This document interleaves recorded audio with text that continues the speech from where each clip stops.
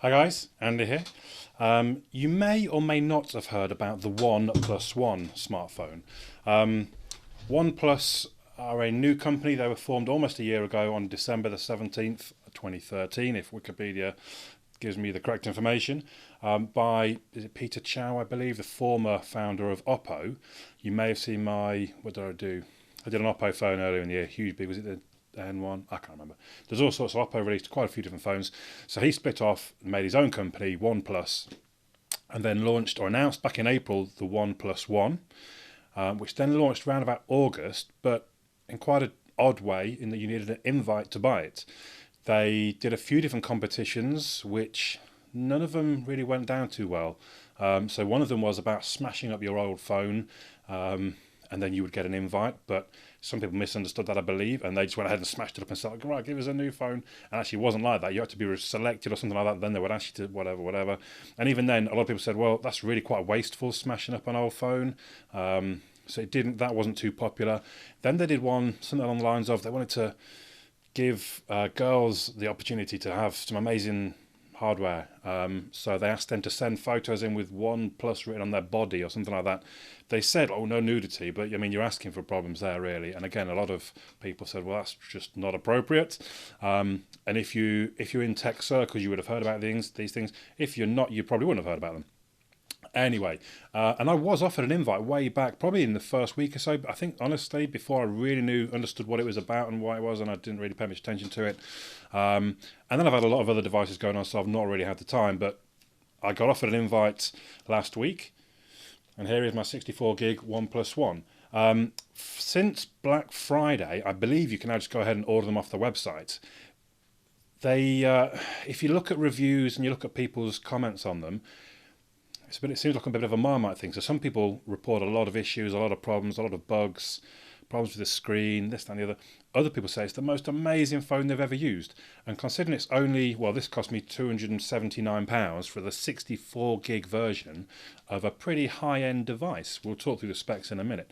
That really is quite amazing value, really. So I'm quite keen to see how good a phone this really is. Which side do I fall in? Is it terrible, full of bugs, and you shouldn't touch it with a barge pole? Or is it, my God, this is the most amazing deal since the Moto G? So let's see. I would point out, when you order, you have to order separately the charger, because generally it gets shipped internationally to all different countries, so you have to say what type of charger you need. Therefore, they come in different boxes. I think it's quite odd that the charger is in a much nicer box than the phone. But then I'm guessing, hopefully, underneath that, it's quite a thin box. Look, inside that there'll be the actual box, which will look a bit prettier, perhaps like that. But let's see. Those of you that know me might understand that I like to start with the boring things first and work up to the biggies. So I'm actually going to start with the charger. Let's see if I can peel that off without cutting it and leaving it on.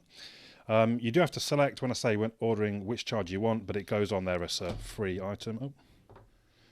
And by the looks of it, it's a fairly standard. It's got a nice little logo on it, but it's a fairly standard. It's nothing special. It'd been quite cool if they'd used one of those sort of mini foldy outy ones or something, but never mind.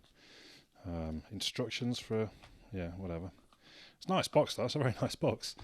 I'm hoping the actual phone now is looking much nicer underneath this dull brown. Let's get rid of the cellophane exterior. Done. And then cut into. Oh, is that something to pull? I don't know. I'm going for it. Oh yeah, there is. Look, well, that's quite nice as well. For a cheap device, it seems to have a lot of sort of frills and I can see already the box. There we go. That's a much nicer looking box. What do we have there? A nano SIM converter, perhaps? Again, that's blooming. Oh, that it's not your regular just zippy bag. That's a proper, decent seal bag. And that appears to be, unless it's a micro SD, that appears to be a nano SIM or even a micro SIM converter. Okay. Pop that aside. Now that's more like what I was expecting. That's a very nice box. The feel of it's kind of soft touch as well. Almost sort of rubbery. Wow, that's really nice. Let's have a look at the back. So, sandstone black, we know about. 64 gig, we know about. OnePlus One USB cable, SIM ejection tool, which would suggest to me we've got an inbuilt battery. Now, again, a lot of people don't like that I sort of do unboxings not knowing much about the phone. That's kind of how I prefer. I like to sort of let's try and discover as we go. The review, different matter. I need to know my stuff by then, hopefully. So not always, I suppose, but the unboxing, a lot of the time we're searching through together. Cyanogen, so it does have a slightly adjusted version of CyanogenMod, is my understanding. We've got the global version of the device. Got my IMEI code there, look. Let's have a look. What have we got? Okay.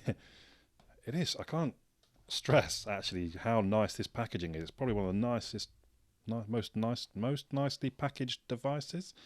Look at that, I've even got a little... Oh, have I? Oh, that's for the actual... Wow. So, oh, my tools come out, look. Like, that's the snazziest SIM ejection tool. I don't quite understand how it works just yet. I don't want to drop the phone already. Oh, see, that's the... My God. This is quite impressive. Am I being a bit sad? I mean, yeah, it doesn't particularly... Oh, it's a SIM ejection tool. Keep your pants on. But it's just really nice. I mean, even that, look. The USB... It's just so nicely presented. I'm just really... I haven't seen any unboxings before. I haven't seen anyone else's device. That's why... And actually, this is probably kind of proof as to why I do it like this. If I've already seen this, I'm like, yeah, look, this is the SIM ejection tool. Look, I'll be a bit bored. But actually, this is really impressively packaged. Definitely something that others could learn from. And this is such a cheap, I mean, it's almost budget device. I'm quite interested... Ooh, I don't know about that. It's a bit sandpaper. Ooh. Okay, we'll see. So yeah, I'm quite interested because this this price bracket, it sort of falls into the Nexus 5 price range or category of almost mid-range, but I wouldn't suggest that the specs particularly match mid-range. Let's have a look through. So it's I can tell you it's 8.9 millimeters thick. I can tell you it's 162 grams in weight, and it feels weighty, but not heavy. It feels solid. The screen itself is 1920 by 1080 over the 5.5-inch display. It means it's 401 pixels per inch. There are devices with much higher, the G3, the Note 4, but then I don't know. I'm not sold on the fact that you need that many pixels. Does it really make a difference? Does that have a detrimental effect on the battery? I'm hearing that it does, having to push more pixels. So, this is the right decision. We'll see. Corning Gorilla Glass 3. Like I said, this one is the 64 gig version. There is no expansion port, but then 64 gig, to be honest, that should be enough for you. The camera on the back there is 13 megapixels, so it's kind of 4000 by 3000 roughly.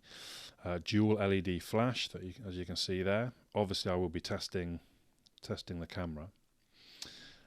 It films at 4K. Well, the 2160p at 30 frames per second. It would do 720p at 120 frames per second. The front-facing camera is 5 megapixels, so even that's that's pretty high spec for a front-facing camera. It beats quite a lot of devices. The front-facing camera will do 1080p at 30 frames per second as well. In theory, let's start see if we can boot it up. Let's peel off the front there. And actually, what we'll do very quickly is just compare to other devices. So that's my Note 4. There's not really a lot of difference in that. So the Note 4, you have to wonder, does it make perhaps better use of the space? It's hard to see where the screen starts and ends on this black front. So it's a similar size to the Note 4. Just bring in the Nexus 5, which is the same sort of price range. So we are, yeah, it is. Maybe it is more of a challenger to the Note 4. And when the Note 4 is retailing at sort of what, £600 still, £570 maybe if you're lucky. This is half the price. So it will be quite an interesting matchup. So if we have a look around the exterior, I like the front. It's a stylish, nice, plain front with sort of the silver rim. Although I say it's a rim, the screen is kind of elevated. I don't know how well you can see that on the video. The screen is slightly elevated above that silver rim, or the glass is. The screen itself obviously is inside that. As I mentioned, the back has a weird feeling, but then generally I don't tend to sit around. So let's not worry about that. In the actual hand, it feels like it's good grip. You know, that gives the grip. Okay, so I'm going to go out on a limb and say that's the volume rocker. And I'm going to go out on a limb and say that's the power button. On the bottom, so we have two spaces for speakers. Can I very quickly see if it tells me that we have dual speakers? Not quickly, I can't. Audio quality, loudspeaker, it doesn't mention. I'm sure someone in the comments is going, you frickin' idiot, it's stereo or whatever. Someone tell us in the comments. There are two. That doesn't always mean it's stereo. That's the base of my Nexus 5. That's definitely only got one speaker in it. Obviously the micro USB connector. On the top there's the, well, I've lost focus, come back. There's the headphone headphone jack, possibly the noise cancelling mic. On the front facing camera, proximity sensors. There's the actual mic, I'm guessing, at the very bottom there. And as I've mentioned, the 13 megapixel snapper with the dual LED flash. And it is a nice logo as well, the OnePlus One, as you can see on the back. So, enough of my waffling. I can tell you straight away that power button, it's very flush. It doesn't stick out a lot. But at the same time, it's not like you would miss it, so that's fine. Likewise with the volume buttons. So looking at it like that, you know, can you see them on the video? I wouldn't say that I can necessarily see them until I sort of turn the phone and to look. So here's the welcome to CyanogenMod. So select Wi-Fi. So what we will do, I will go through. Is Wi-Fi actually on? I'm assuming it is. I can see already there's not a lot of battery in this one, but there should be enough for us to get through. Right, so I'll log into things and then come back to you. Okay, so I'd forgotten actually, I've got a CyanogenMod account. From the Oppo phone that I had earlier in the year, I set up a CyanogenMod account because that's what I used. Do I need on-screen keys? Oh, no, because there they are. They only light up they're quite dull, but I don't need on-screen. I've got them already. Date and time settings look to be correct. Congratulations! Your phone is ready to rumble. I'm not sending it into some kind of cage match. Organise your shit. Well, actually, a space, but I should have put that really, shouldn't I? So, first impressions. The screen, I would say that looks pretty good. Possibly a little wishy-washy, but I don't really want to do it just yet. I'm busy. But then that could be just a background. Yeah, maybe not that, because I wouldn't say that looks wishy-washy, would you? Check the viewing angles. I would say that looks pretty good. At this point,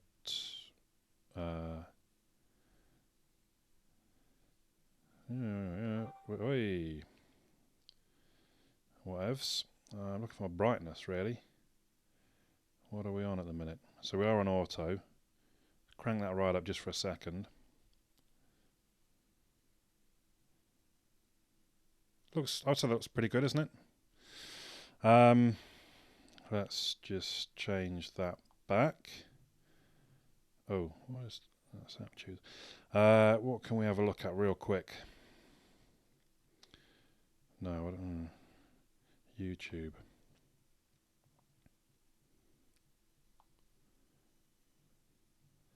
What to watch?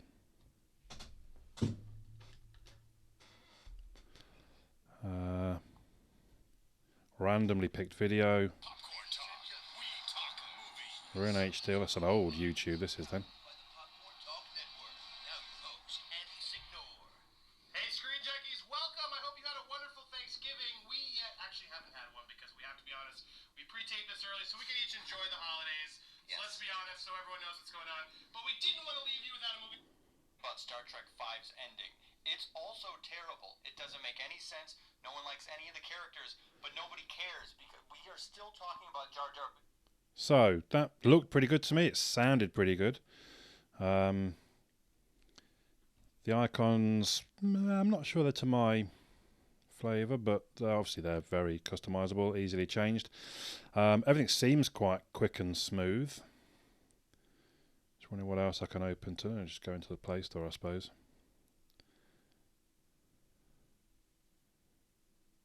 Again, seems fast, smooth, responsive.